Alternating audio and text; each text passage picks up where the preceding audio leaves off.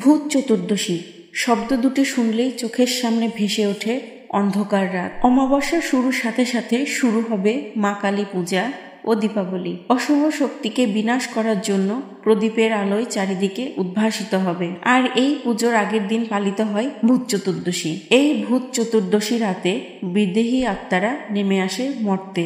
এই দিনে 14 শাক এবং 14 প্রদীপ জ্বালানোরও নিয়ম রয়েছে, কিন্তু আমরা অনেকেই হয়তো জানি না এই 14 প্রদীপ 14 শাক কেন জ্বালানো হয় বা কেন খাওয়া হয়, এবং এই ভূত চতুর্দশীর পৌরাণিক কাহিনীটি বা কি। আজ আমরা এই সকল বিষয় নিয়ে আলোচনা করব। নমস্কার সবাইকে, আমি জয়া। ধর্মতত্ত্বের আরও একটি পর্বে আপনাদের জায়গায় সুস্বাগতম। আশা করি সকলে ভালো আছেন, সুস্থ আছেন। আমাদের চ্যানেলে নতুন হয়ে থাকলে চ্যানেলটিকে অবশ্যই সাবস্ক্রাইব করবেন এবং পাশে থাকা বেল আইকনটি প্রেস করে রাখবেন। এতে করে যখনই আমি নতুন কোনো ভিডিও পোস্ট করব সেটা সবার আগে পৌঁছে যাবে আপনার কাছে। ভিডিওটি সম্পূর্ণ দেখবেন। আশা রাখি ভিডিওটি সম্পূর্ণ দেখার পরে আপনাদের অবশ্যই ভালো লাগবে। ভিডিওটি ভালো লাগলে একটা লাইক, শেয়ার, কমেন্ট করতে ভুলবেন না। তাহলে চলুন কথা না বাড়িয়ে চলে যাওয়া যাক আজকের মূল পর্বে। প্রথমেই জেনে নিই ভূত চতুর্দশী কি বা ভূত চতুর্দশী কেন পালন করা হয়। দানবরাজ বলির বড্ড অহংকার ছিল দানবীর হিসেবে। তিনি স্বর্গ, মর্ত ও পাতালের অধীশ্বর ছিলেন পুরাণকালে। এতে ধীরে ধীরে এক সময় দারুণ স্বতন্ত্র হয়ে ওঠেন দেবতারা। তখন গুরুদেব বৃহস্পতির পরামর্শে ভগবান বিষ্ণু বামন রূপে এসে তার পা রাখার জন্য 3 পা পরিমাণ জমি ভিক্ষা চাইলেন রাজা বলির কাছে।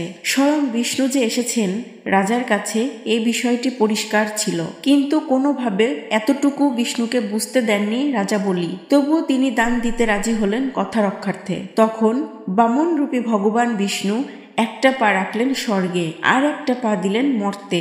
এবার নাভি থেকে বের হলো আর একটি পা। এই পা রাখলেন রাজা বলির মাথায়। এরপর ধীরে ধীরে বলি ঢুকে গেলেন পাতালে। বলি জেনে বুঝেও দান দিয়েছিলেন। নরকাসুর রূপী বলি রাজা কালী পুজোর আগের দিন ভূত চতুর্দশী তিথিতে মর্তে আসেন পুজো নিতে। সঙ্গে থাকে রাজার অসংখ্য অনুচর হিসেবে পরলোক জগতের ভূত প্রেতরা। তাদের দূরে রাখার জন্য জ্বালানো হয় এই প্রদীপ। তিথিটা থাকে চতুর্দশী, তাই জ্বালানো হয় 14টা প্রদীপ। প্রদীপগুলো মূলত নিবেদিত হয় স্বর্গত পিতৃপুরুষ, প্রেতাত্মা, ধর্ম, রুদ্র, বিষ্ণু, কান্তার প্রতি বা অরণ্য অধিষ্ঠিত দেবতাদের উদ্দেশ্যে। পারলৌকিক যে কোনো কাজের ফল কখনো বৃথা যায় না। তাদের আত্মার আশীর্বাদ সূক্ষ্মভাবে কাজ করে থাকে যিনি তার উদ্দেশ্যে প্রদীপ জ্বালানোর কাজটি করে থাকেন তার উপর। এ কথা সূর্যের মতো সত্য।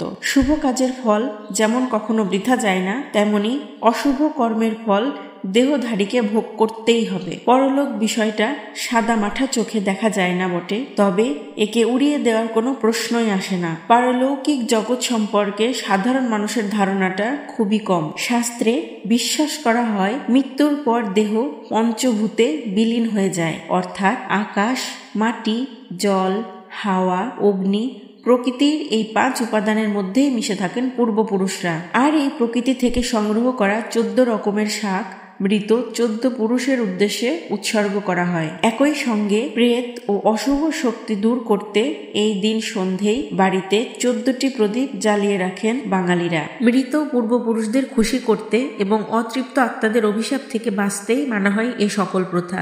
এই সকল প্রথারই একটি অংশ এই 14 শাক খাওয়া ও 14 প্রদীপ দেওয়া। তবে এই 14 শাক খাওয়া বা 14 প্রদীপ দেওয়ার পিছনে যে শুধু পৌরাণিক ব্যাখ্যাই রয়েছে তাই নয়, এর পিছনে রয়েছে বৈজ্ঞানিক ব্যাখ্যাও। এখন তাহলে চলুন জেনে নিই এই দিনে কি কি বা কোন কোন 14 শাক খাওয়ার রীতি রয়েছে এবং এই 14 শাক খাওয়ার বৈজ্ঞানিক ও পৌরাণিক ব্যাখ্যা। ভূত চতুর্দশীর দিনে এক একজন অপদেবতা এক একভাবে আমাদের ক্ষতি করার চেষ্টা করে থাকেন এবং রোগ সৃষ্টি করে আমাদের বিপদ বাড়িয়ে তোলেন।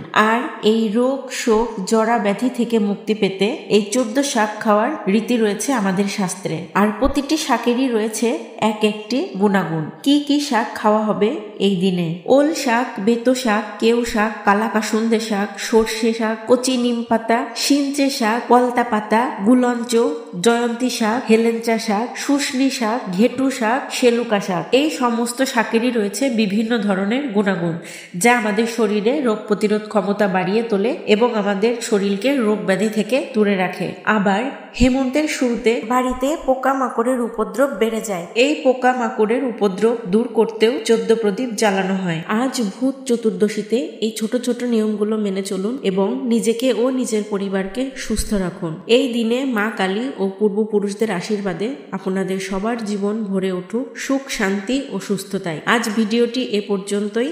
সবাই ভালো থাকবেন, সুস্থ থাকবেন। আবার আসবো পরবর্তী কোনো ভিডিও নিয়ে। জয় মা কালী।